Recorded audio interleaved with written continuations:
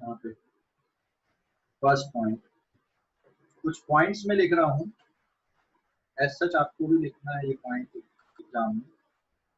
assume to be light as a mechanical wave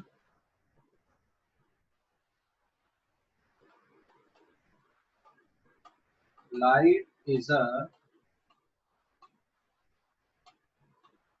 mechanical wave like wave on water surface or sound wave. Light is a mechanical wave like sound or water wave, ठीक है, sound और water wave, and it travels in a medium, उसने एक hypothetical medium imagine किया, and travel in a hypothetical,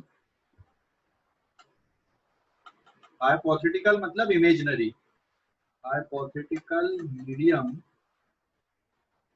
called ether. Ether मतलब वो chemistry वाला ether नहीं है ये, हाँ, कोई मीडियम उसने इमेजिन किया, ईथर, जिसकी इलास्टिसिटी कैसी है, बहुत ज्यादा है और डेंसिटी बहुत कम है। हाइपोथेटिकल मीडियम उसने ईथर कंसीडर किया यहाँ पे, ठीक है ना, जिसकी इलास्टिसिटी बहुत ज्यादा है और डेंसिटी बहुत कम है। मतलब लाइट को मैकेनिकल वेव माना क्योंकि उस टाइम तक लाइट के बारे में कुछ ज्यादा नहीं जानते थे, तो एक प्रकार से उसकी जो थ्योरी है वो माइलस्टोन रही है। क्यों? क्योंकि उस टाइम पे सिर्फ मैकेनिकल वेव के बारे में जाना जाता था कि मैकेनिकल वेव होती है, और मैकेनिकल वेव के चलने के लिए किसकी जरूरत होती है, मीडियम की जरूरत होती है। उन्होंने लाइट को भी एक वेव माना, और जो जिस मीडियम में लाइट चलती है उस मीडियम को उसने क्या कहा, ईथर मीडियम है। कोई पूरे यूनिवर्स में कोई मीडियम ईथर भरा हुआ है और उस पे लाइट चलती है, ठीक है। बाद में फिर एक्सपेरिमेंट हुए तो ये इस तरह के सारे मीडियम रिजेक्ट हो गए, और फाइनली उसके बाद फिर जो थ्योरी आई, इलेक्ट्रोमैग्नेटिक वेव वाली थ्योरी आई, ठीक है ना, कि लाइट को किसी मीडियम की जरूरत नहीं है, लाइट वेव है बट लाइट को चलने के लिए किसी मीडियम की जरूरत नहीं है, ठीक है ना। एंड इसके बाद अब आते हैं अपन इसका सेकंड पॉइंट, कि वेव फ्रंट कैसे बनाएंगे अपन अभी, ठीक है। सेकंड पॉइंट है, each point on a wave front act as, ये हाइजेंस प्रिंसिपल है यहाँ पे, each point in a, each point on a wave front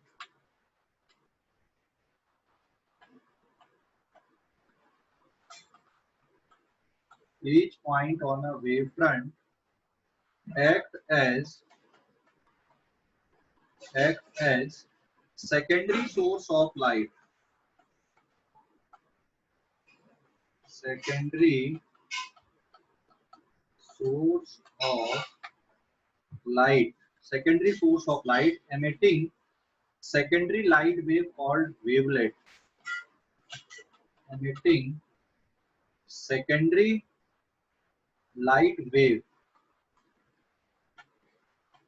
secondary light wave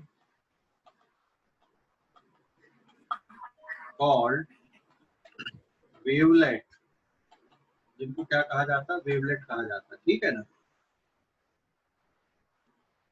In all direction, it is called wavelet in all direction, which travel with the speed of light in medium, which travel, which travel with the speed of light, which travel with the speed of light in the medium। मतलब secondary wavelet की concept यहाँ पे उन्होंने लेके आया। The new wavefront can be obtained by taking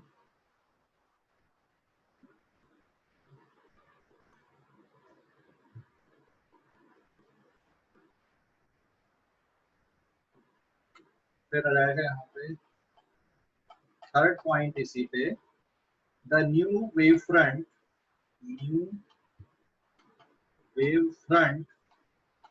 can be obtained new wavefront can be obtained by taking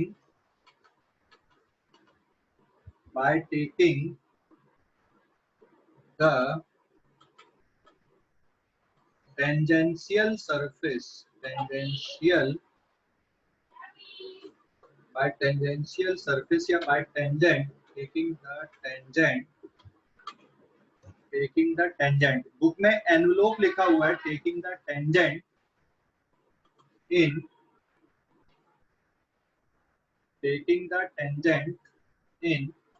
secondary wavelet in forward direction में secondary wavelet में tangent draw करके आप क्या निकाल सकते हो वेवफ्रंट की अगली पोजीशन को ऑब्टेन कर सकते हो। तो इसमें कुछ ज्योमेट्रिकल कंस्ट्रक्शन है, ठीक है, कल के वीडियो में अपन ने देखा था। तो अब ज्योमेट्रिकल कंस्ट्रक्शन में अगले पेज पे बताऊंगा, यहाँ पे आप लोग इस पेज का स्क्रीनशॉट ले लें जल्दी से, इस पेज का स्क्रीनशॉट ले लो। अगले पेज पे मैं ज्योमेट्रिकल कंस्ट्रक्शन बता रहा हूँ, सेकेंडरी वेवफ्रंट कैसे आप ड्रॉ करोगे यूजिंग हाइगन्स प्रिंसिपल, ठीक है ना। तो ये कुछ पॉइंट्स हैं जिनको आपको ध्यान पे रखना है। हाइगन्स प्रिंसिपल के लिखने के लिए आता है, ये क्या 2 मार्क के लिए डिफाइन हाइगन्स प्रिंसिपल, आपको इस तरह से पॉइंट्स लिखना है और उसके बाद उसका ज्योमेट्रिकल कंस्ट्रक्शन भी करना है, ठीक है, पॉइंट लिखने के बाद में। इस पेज का स्क्रीनशॉट ले लो जल्दी से, चलो जल्दी से ले लो बेटा स्क्रीनशॉट इस पेज का, ले लिए? Yes, sir. हाँ, Yes, sir. सेकंड पेज में, हाँ सेकंड पेज में geometrical construction how to draw the secondary wavefront, secondary wavefront कैसे आप ड्रॉ करोगे, ये एक ज्योमेट्रिकल कंस्ट्रक्शन है।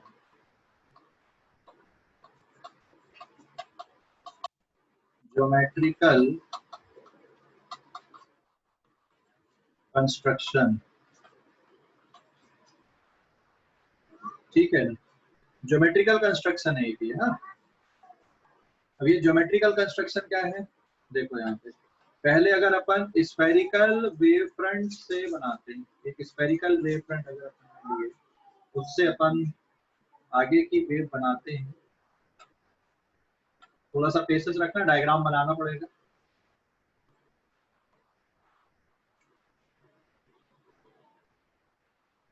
सपोज ये एक स्फेरिकल वेव फ्रंट है यहाँ पे, ठीक है ना।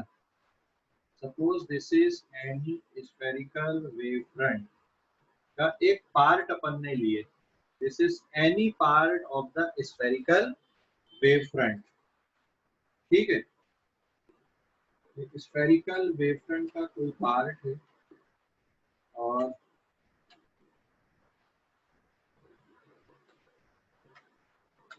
इसमें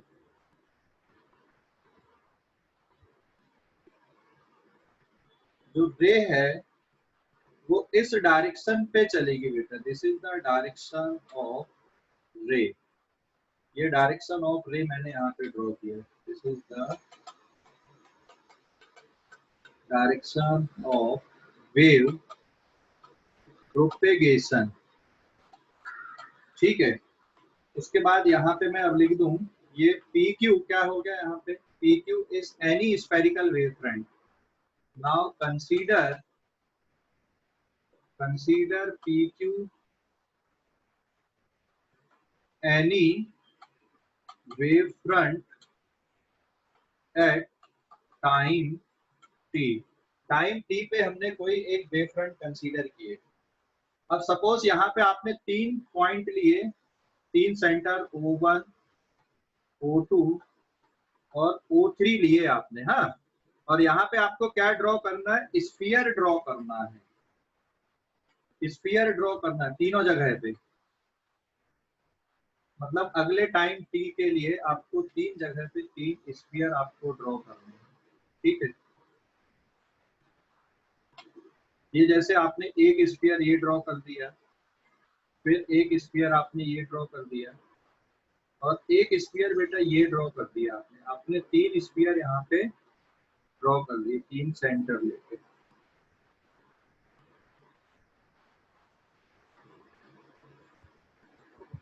ठीक है, ये 3 स्फीयर आपने ड्रॉ किए। हाँ,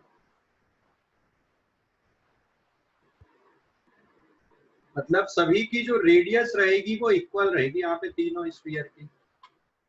तो O1, O2, O3 ये क्या बन गए यहाँ पे, O1, O2, O3 ये 3 पॉइंट बन गए, फिर से फ्रेश पॉइंट। तो यहाँ पे तीनों की रेडियस इक्वल लिए आपने, और इन तीनों स्फीयर की जो रेडियस है R, ये किसके बराबर आ जाएगी, 3 स्फीयर आपने ज्योमेट्रिकली ड्रॉ किए और तीनों स्फीयर की रेडियस R किसके बराबर रहेगा। मान लो यहाँ पे लाइट की स्पीड किसके बराबर है, डायरेक्शन ऑफ वेव प्रोपगेशन,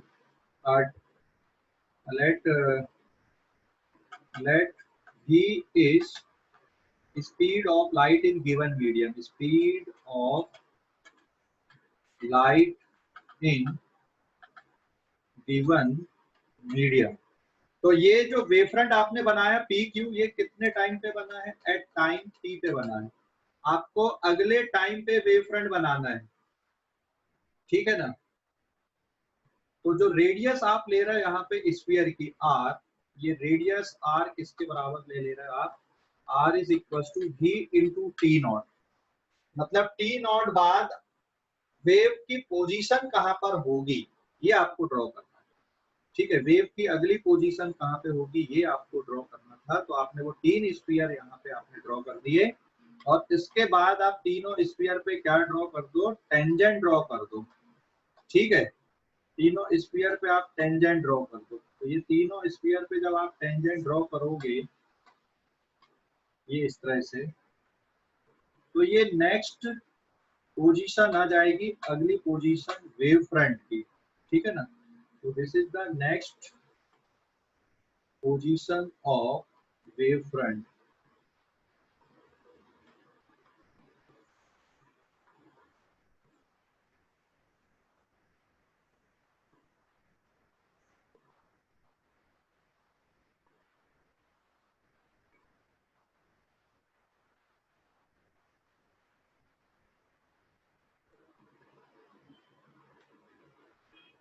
ठीक है, तो ये न्यू पोजीशन रहेगी बेटा वेव फ्रंट, ये अगले पोजीशन पे। अब एक और बात आएगा यहाँ पे कि बैकवर्ड डायरेक्शन में भी क्या बनाएंगे अपन, टेंजेंट ड्रॉ करेंगे। ये टेंजेंट आपने ड्रॉ कर दिए, तो ये न्यू पोजीशन आ गई P डैश Q डैश। और बैकवर्ड डायरेक्शन में अगर आपको ड्रॉ करना है तो बैकवर्ड डायरेक्शन में भी ड्रॉ कर दो, लेकिन बैकवर्ड डायरेक्शन में इनइफेक्टिव रहेगा। This is P double dash Q double dash. तो ये P double dash Q double dash क्या है, this is P double dash Q double dash is ineffective, is ineffective. मतलब वेव पीछे की तरफ नहीं जाएगी, फॉरवर्ड डायरेक्शन पे जाएगी। और ये जो वेव फ्रंट आपने बना दिया P डैश Q डैश यहाँ पे, this is P dash Q dash is effective wave front in forward direction, in forward direction, ठीक है, at time t plus T naught, t plus T naught पे। तो ये नए time t plus T naught पे नया wave front आपने बना दिए। पी क्यू वेव फ्रंट है t टाइम पे, तो t plus T naught time पे अगला वेव फ्रंट आपने बना दिया। फिर इसी तरह से आप p डैश q डैश पे पॉइंट्स ले लो और आगे के वेव फ्रंट आप बनाते जाओ। तो इसी मेथड से आप आगे के अगले वेव फ्रंट क्या कर सकते हो, ड्रॉ कर सकते हो, आगे के वेव फ्रंट आप बना सकते हो, ठीक है ना। तो ये मेथड होती है, ज्योमेट्रिकल कंस्ट्रक्शन है ये। तो स्फेरिकल वेव फ्रंट आप इस तरह से बनाओगे, और प्लेन वेव फ्रंट कैसे बनाओगे उसका मैं अगले पेज पे डायग्राम बता रहा हूँ। आप लोग इस पेज का स्क्रीनशॉट ले लें जल्दी से। ये ज्योमेट्रिकल कंस्ट्रक्शन है, वेव फ्रंट को कैसे बनाते हैं हाइजेंस प्रिंसिपल पे। ठीक है, तो किसी वेव फ्रंट का हर एक पॉइंट सेकेंडरी वेव फ्रंट के लिए सोर्स का काम करता है। और ये जो स्फीयर अपन ने ड्रॉ किए, स्फीयर क्या है, वेवलेट्स हैं, वेवलेट्स। यहाँ पे देखो, यहाँ पे पढ़ो इस पे, the wave front can be obtained by taking the tangent in secondary wavelet in forward direction. Each point in the wavefront act as the secondary source, दिया हुआ है, each point on a wavefront act as secondary source of secondary light wave called wavelets in all direction which travel with the speed of light in the medium. तो ये बहुत important point है यहाँ पे। हाँ, ये दोनों बहुत इंपॉर्टेंट पॉइंट है कि भाई सेकेंडरी वेव फ्रंट आप कैसे बनाते हो। इसको पढ़ना पड़ेगा 3-4 बार आपको, तब जाके ये आप याद रख पाओगे। याद रखना है क्योंकि ज्योमेट्रिकल कंस्ट्रक्शन तो बहुत आसान है इसका। फिर अगले पेज पे जा रहे हैं अपन अभी, थर्ड पेज पे, प्लेन वेव फ्रंट कैसे बनाना है। इस पेज का स्क्रीनशॉट ले लो और मैं नेक्स्ट पेज में प्लेन वेव फ्रंट बनाने के लिए के बारे में बताता हूँ। ठीक है ना, ये geometrical construction O1, O2, O3 ये किसमें पॉइंट है, PQ में पॉइंट है। मतलब किसी भी वेव फ्रंट में जो पॉइंट होते हैं वो नई वेव फ्रंट बनाने के काम में आते हैं, मतलब सेकेंडरी सोर्स का काम करते हैं। ठीक है, अगली वेव फ्रंट बनाने के लिए। इस पेज का स्क्रीनशॉट ले लो जल्दी से, अगले पेज पे जा रहा है। हाँ, पेज नंबर 3 है।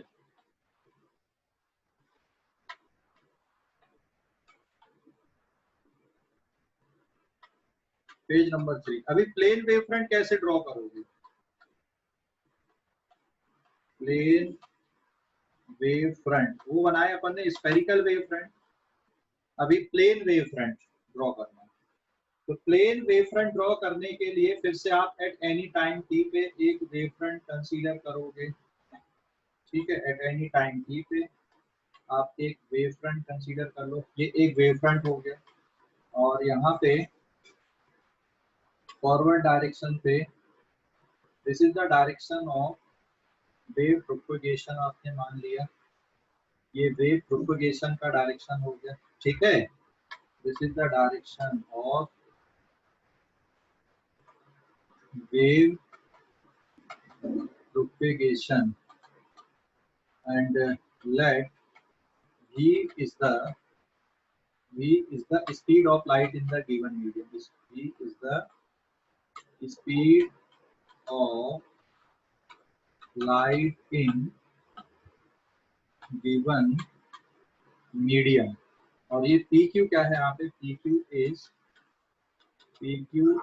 ये किस टाइम पे है, एट टाइम t पे। PQ is plane wavefront in plane wavefront at time t, at time T पे। तो यहाँ पर भी क्या करना पड़ेगा बेटा, आपको इमेजिनरी स्फीयर ड्रॉ करने पड़ेंगे। और ठीक है, यहाँ पर भी आपको क्या करने पड़ेंगे, इमेजिनरी स्फीयर आपको ड्रॉ करने हैं।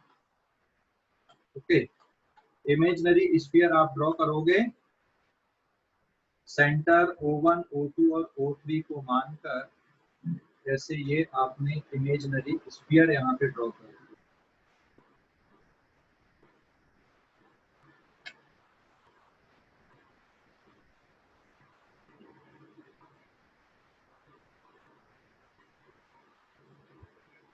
ये आपने इमेजिनरी स्फीयर ड्रॉ कर दिए 3 अलग अलग सेंटर लेके। ठीक है ना,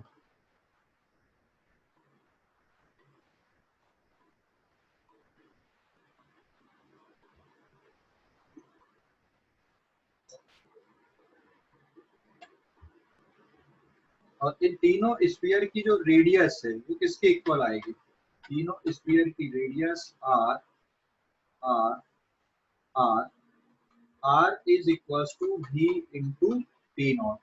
अब यहाँ पे आगे फॉरवर्ड डायरेक्शन पे आपको फिर से क्या करना है, एक टेंजेंट ड्रॉ कर देना है फॉरवर्ड डायरेक्शन पे। तो फॉरवर्ड डायरेक्शन पे जब आप टेंजेंट ड्रॉ करोगे, जैसे ये आपने टेंजेंट ड्रॉ कर दिया, तो ये नया वेव फ्रंट की पोजीशन मिल गई यहाँ पे आपको। ठीक है,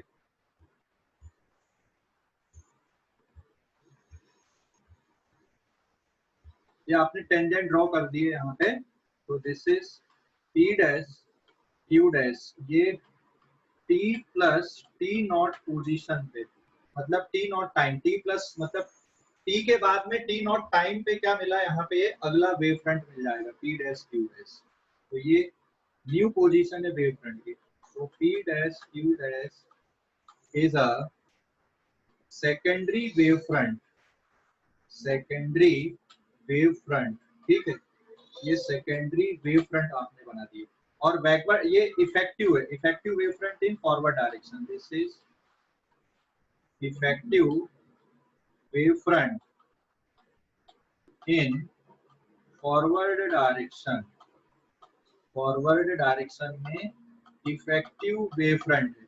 बैकवर्ड डायरेक्शन में इफेक्टिव वेव फ्रंट आएगा नहीं, इनइफेक्टिव वेव फ्रंट, ये इनइफेक्टिव हो गया यहाँ पे, दिस इज इनइफेक्टिव। हाँ, पीछे के डायरेक्शन पे नहीं बनाओगे, P डबल डैश और Q double dash, this is ineffective, ये इन इफेक्टिव रहेगा पीछे के डायरेक्शन के टेंजेंट। तो जो वेव है वो हमेशा आगे के डायरेक्शन पे चलेगी। और फिर से P डैश Q डैश में ऐसे पॉइंट आप ले लो, जैसे ये आपका O1 था, ये O2 था, ये O3 था, ऐसे फिर आगे आप और पॉइंट ले लो, तो आगे और आप इस तरह से ज्योमेट्रिकल कंस्ट्रक्शन के थ्रू आगे के वेव फ्रंट क्या कर सकते हो, ड्रॉ कर सकते हो। अभी समझ गए ये कि डाउट है इसमें, वेव फ्रंट कैसे बनाए अपन ने, समझ गए, डाउट है? हेलो, समझ गए, डाउट है अब वेव फ्रंट कैसे ड्रॉ यस सर किए? समझ गए।